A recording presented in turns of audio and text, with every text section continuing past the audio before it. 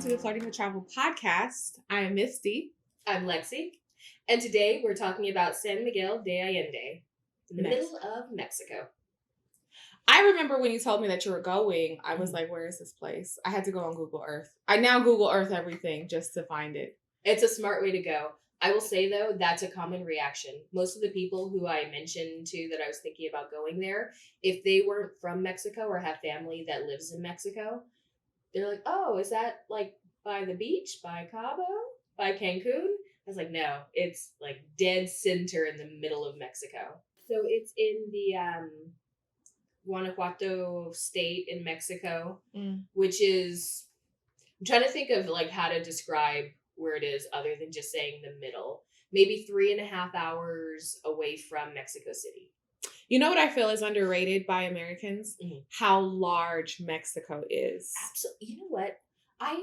When you look at a map, I guess if you're looking at Canada, which seems super expansive, and the US, which is super expansive, you lose the scale of just how big Mexico is. Right, because a lot of the places we vacation or holiday are coastal. So we never actually venture inside. Yeah, and there's probably a lot of gyms like that. Oh my gosh. That's actually something I've been thinking of, is that I would like to do a 90-day tour of Mexico because San Miguel was beautiful, but it's a kind of sleepy weekend town that people go to. Okay. I would think of it more like you're in LA and you're going to like a Carmel. Okay. Where you just go for the weekend, which is weird because I spent a month there. I spent a month in a place that's a weekend getaway. You felt that. You definitely feel it when you're there. But there's also the city that the state is named for, Guanajuato, that's next to it. That's also very similar to San Miguel, but more local. So the thing about SMA is that it's heavily tourist, like a touristic city, but it's not necessarily American tourist. It's actually like Mexican tourist. Oh, so it's not an expat vacation spot. It's Well, now you've caught me in a lie because it is a big expat place. So I put it like this. It's a huge place that American expats go to live, and then it's also a place that Mexicans go to like weekend, and it's a great wedding destination. I mean, it's so picturesque. I can definitely see there. How did you feel? So tell me about your flight path. Like, because that's always very important. If something is super central in a really large space, how was the flight? Okay. So I had a lot of trouble with Bogota, as you know, both getting there and getting back. Right. And it finally occurred to me that I probably should just price out and see what things are like confirmed. And when I was going to San Miguel, I was looking at non-rev. And I was going to take one route that was going to take me from Las Vegas to Monterey with a 20-hour layover in Monterey, then fly into, there's no way I'm going to pronounce this right, so I'm just going to use the airport code, QRO Airport. Oh, let's say Quintero. Different place. This one is, so it's like Querétaro. But every time I've heard them say it, it's just so quick and so condensed that I'm like, I don't have the confidence to say it. Okay. So I was looking at that, but I was like, a 20-hour layover sounds awful. Well, I thought you like to do like day layovers. You can, but then there's always the thought of, what do I do with my bag? You wouldn't just get a hotel room? Yeah, and that's what, like, that burned my buttons. The idea of like having to get a hotel for one day for a night. Yeah. But you get to explore another area. That's okay. I was all good on that. Plus, the pricing, sometimes you get to the point where the taxes and fees for non-rev is not close, but is comparable. That was going to be like $200. Oh, let me give you guys a tip. If you ever fly through European airlines, they'll ask, do you want stopovers? That is what a long layover is actually called. Which there's definitely some merit to it. True. Like a 2-day stopover in a lot of places would be fun. Just like a quick aside on that note, Iceland Air, they do something similar. If you're booking a flight on them, they'll give you like a free stopover, and it can be up to like 7 days. British Airways also does that. Yeah, so that's like honestly, I want to take an Iceland Air flight just because I want to do like a 7-day in Iceland and then go on to somewhere else. I mean, that is really a travel hack. That's like Yeah. the best way to capitalize whatever your initial cost is. Yeah. But 20 hours just wasn't what I wanted to do. And because I was going for a month, I didn't want to have to get another hotel and figure it all out. Plus, once you get to QRO Airport, it's an 1.5-hour shuttle to get into San Miguel. Like, there's no easy way to get to San Miguel. You can fly into Mexico City and take a bus down. That's about a 3.5 hour, 4-hour bus ride. Or you can go into Guanajuato Airport or QRO Airport, both of which are about an 1.5 hours to get to San Miguel. So where were you going to do the stopover? I'm confused. So it was going to be going from Las Vegas to Monterrey. Monterrey, California? Or Monterrey, Mexico. Okay. It's actually one of the bigger cities in Mexico. Okay. So going from Vegas to Monterrey, 20 hours there, then going from Monterrey to QRO, then getting on a bus for an 1.5 hours to get into San Miguel. And no matter what airport you went into, you were going to have to take. That's a long ass flight. So how much did that cost? Because I know I was going to come see you, and it was going to be a very last minute booking. Actually, most of my travel is last minute booking. Oh, all of this was just in theory. I scrapped that and got an American Airlines ticket confirmed. Oh, okay. That went from Las Vegas to Dallas directly into QRO with a 2-hour layover in Dallas. I was up in the morning there by the afternoon. And then I had a shuttle that dropped me right off at my apartment. Oh, so the shuttles that you take you directly to your door? Yes. Oh, that's nice. So I do know a lot of companies, they'll do like, oh, we take you to like a general shuttle stop. And that's what I thought it was. And then you have to catch a taxi. Oh, yeah. I was worried it was going to be that. So when I was booking my shuttle, and I booked it through Baihigo. We're going to link it down below.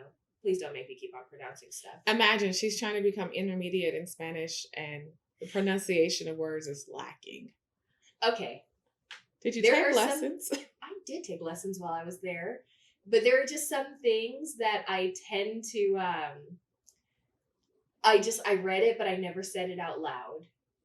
Do you know when you read something, but you haven't, just a quick aside, not even travel related, but just a story. When I was way younger, I was reading Dan Brown's Angels and Demons. Ah, yeah. So it's all in Italian. Yeah. Well, they have a lot of words. And so one of the words I kept on reading and I didn't know what it was. And I was like, it's fine. I'm going to catch it by context clues. And so I just kept on looking at it. And then finally I was like, I've got to figure out what is a sarcophagus? And what is a sarcophagus? When I looked it up, they're like, oh, it's like a tomb. And I was like, oh, like a sarcophagus?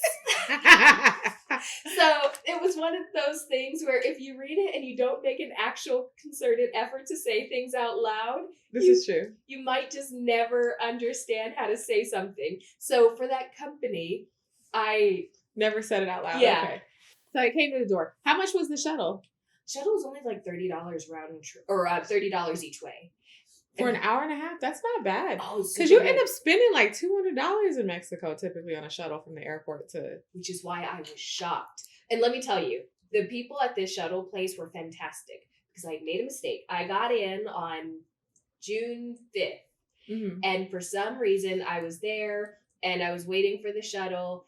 And I walked up and they're like, oh, we don't have your, or no, I didn't even walk up. I was trying to find who the company was. I pulled up my email confirmation and I realized that I booked it for June 6th.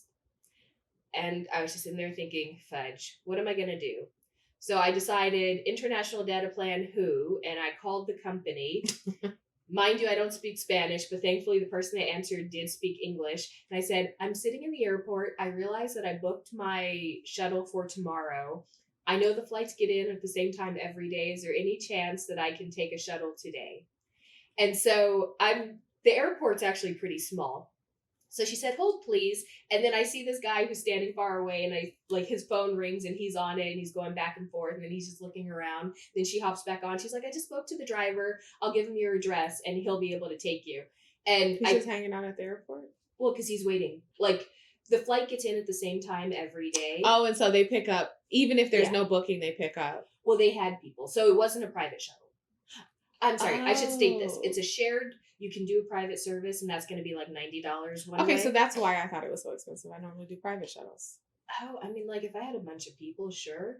But I did a private shuttle when I went to Tulum, and I felt really weird about it. I was in a 9-passenger van by myself for a 2-hour drive.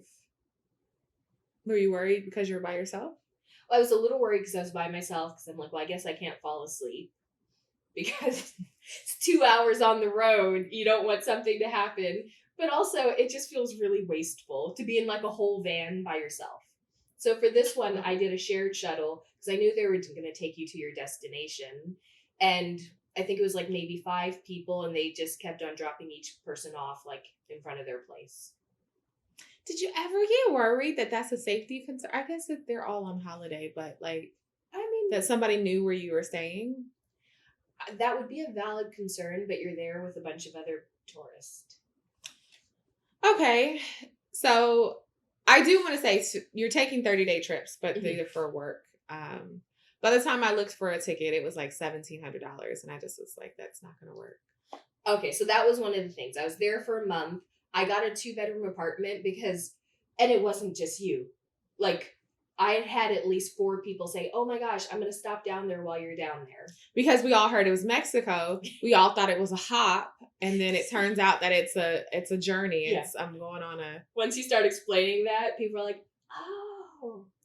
Well, my thing wasn't even the journey. I would have done it. It was the price of the ticket. I'm like $1,600. And it was right in between travels that, like, I was coming back from Lisbon. I was going to Vegas. Like, I had...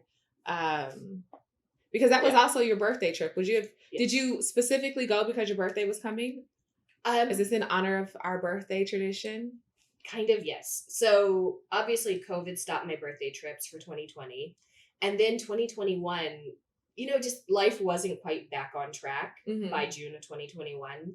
Felt like it was getting there, but there were so many hoops you had to jump through. So by 2022, I said, I think it was funny. At the end of 2021, I had mentioned to some friends, I was like, I don't actually care about my safety enough to spend another year not traveling.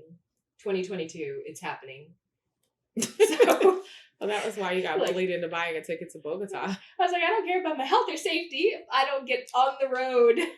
Well, this is true. Okay, so you had an Airbnb because you typically book all your housing through Airbnb. I do. I mean, you're not going to stay in a hotel for 30 days. It just doesn't make sense to do that.